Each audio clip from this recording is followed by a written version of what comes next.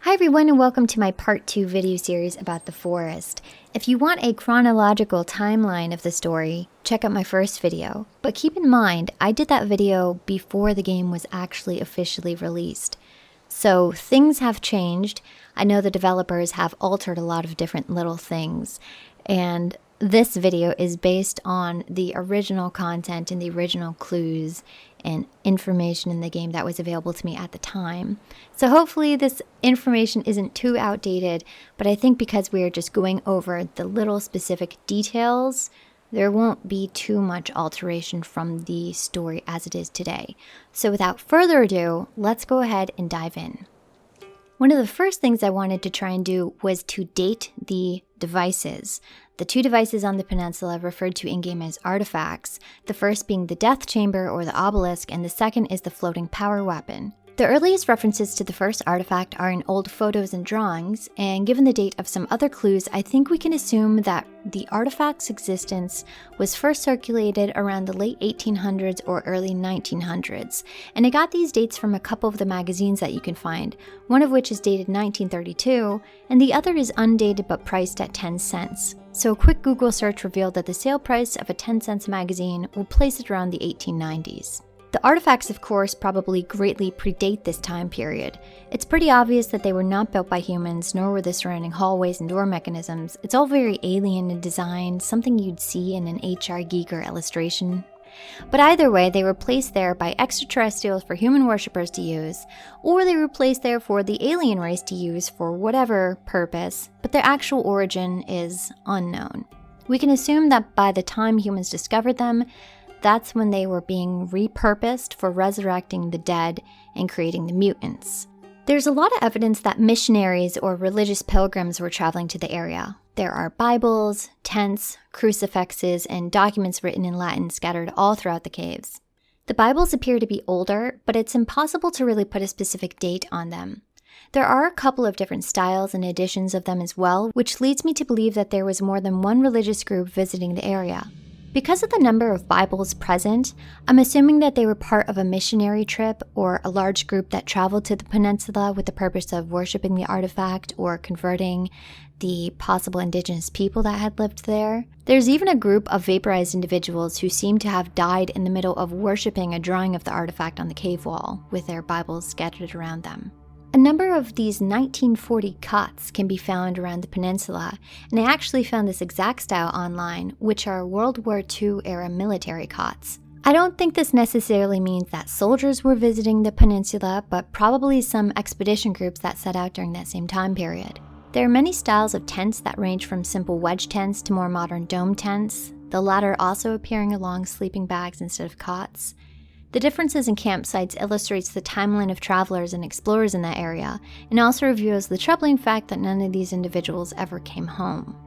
The luggage in the game comes from different time periods as well. While it may be difficult to accurately place the generic vintage-style suitcases, the Louis Vuitton steamer trunk is a very specific clue in more ways than just a way to build the timeline.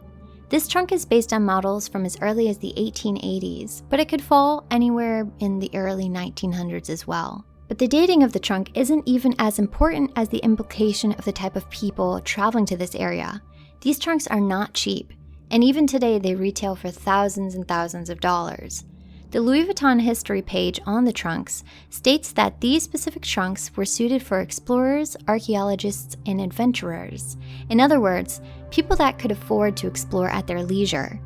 I think that it's possible these trunks are a clue pointing towards the possibility that very wealthy people were traveling to the area very early on to find the artifact for its rumored powers, or to extend their life, or to bring back a loved one from the dead. But it's clear that you did not just have commoners and missionaries going to the peninsula, you had very haute couture society traveling here as well. Now, on the topic of indigenous people of the peninsula, this is where things start to get a little murky. So I'm not sure if indigenous people inhabited this area before the artifact was used to create mutants, or if the individuals responsible for the different structures are actually the mutants themselves. Given the differences in the building structures and the paraphernalia you can find, I would assume that what you see is a mixture of items that predate the mutants and items created by them that mimic pre-existing structures. There are a couple of different locations that feature very long, open-ended structures, a style that greatly contrasts some of the other campsites that seem to be inhabited by mutants, as evidenced by the gory displays next to them. Were they built at different time periods by different groups of people? Did they serve some purpose other than shelter? Were they a violent group of people that practiced child sacrifice? And were they the first ones responsible for the display of all these death trophies you see around the peninsula?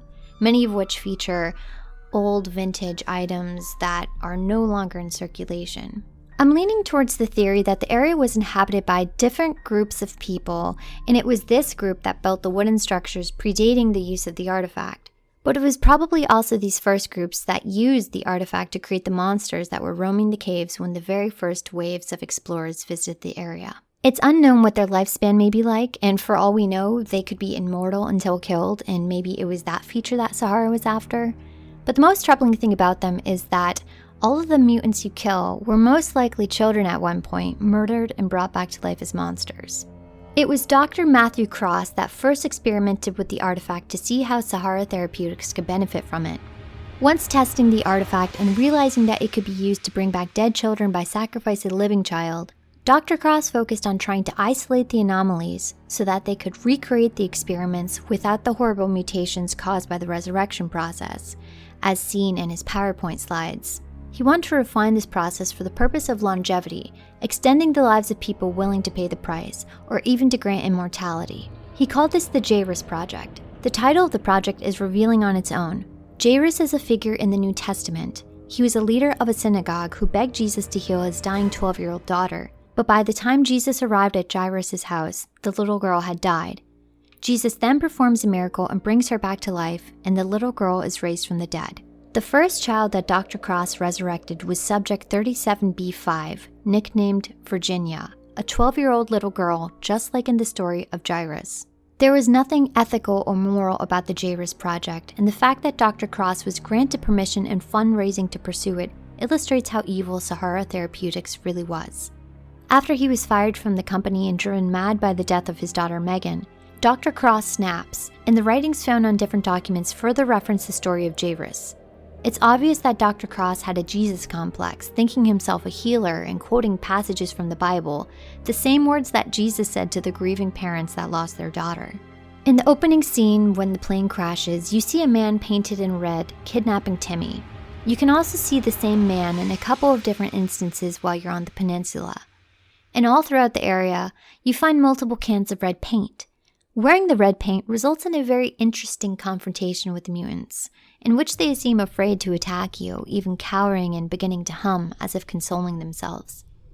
It's this effect that the Red Man, whom we later find out is Dr. Matthew Cross, was trying to achieve. So what is the significance of the red paint, and why are these mutants so afraid of it? It can't be the color red because they have no problem with seeing blood and gore, and they're so violent that you'd think they would fear nothing. I think the explanation lies with Dr. Cross, who knew how the mutants react to seeing him covered in red, because it was most likely his bloody figure that the terrified children in the Sahara facility associated with being killed. You can imagine the gruesome scene of removing a child that had been killed by the artifact, what the other children witnessed, the last face they saw before being enclosed in a casket of spikes, crushing them to death. Maybe the mutants associated seeing a man covered in red with Dr. Cross, the man who killed them, the one man they were too terrified to attack. And the reaction that you see, the kneeling in submission and the singing to themselves, is this what children did before the mutation? Was it a song they would hear in order to soothe them? Whatever the reasoning behind this reaction, Dr. Cross was aware of it and took advantage of it by keeping himself covered in red paint, which allowed him to travel throughout the peninsula without fear of being attacked. There's a cave drawing of a towering red figure, taller and more prominent than the figures around it. And I think that it may have been painted by the mutants, illustrating how Dr. Cross appears to them, as someone much larger and someone more powerful viewed from the eyes of a child. Megan, his daughter, also created a drawing of him, but he's depicted as a monster with gnashing teeth, and you can assume that his actions while she was living made her hate him. She's the one that ends up killing him in the end by driving crayons through his eyes. There are multiple references to missing children that can be found. The earliest instance is an article about 2 missing siblings. There's a milk carton found on the yacht that talks about a missing boy last seen outside his home.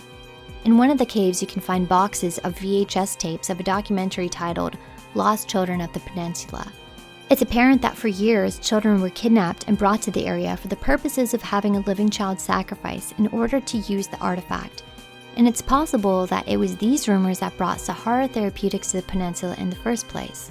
But unlike the people before their arrival, they didn't need to kidnap children. They just brought sick children there under the pretense of healing them. I think we all can agree that the employees got what they deserved in the end. Thanks so much for watching my video, and if you have any specific clues or things you've come across in game, please let me know below and I'd love to hear from you. Bye!